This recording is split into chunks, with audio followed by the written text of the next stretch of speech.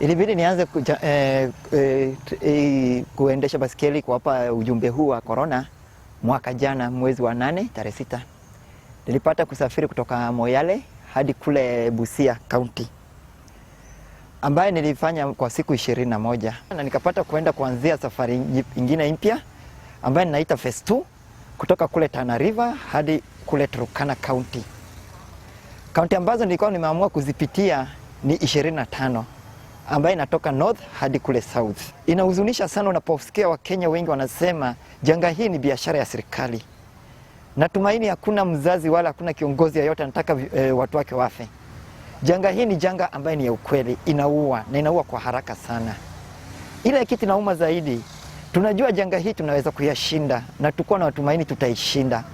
Janga hii inaweza kuanzwa kushindwa na serikali kuu. Nikisema serikali kuu, ninapiga directly kwa Kenya Police. Kwa maana Kenya Police ndio wako na nguvu ya control maisha za Wakenya hawa.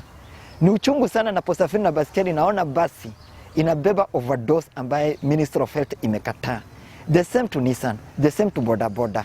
Ninaomba viongozi ambao wanasimamia upande wa usalama, upande wa transport, tafadhali kwa kupenda nchi hii, tusipende fedha. Tuweze kufuata sheria za Ministry of Health na tutashinda hii janga.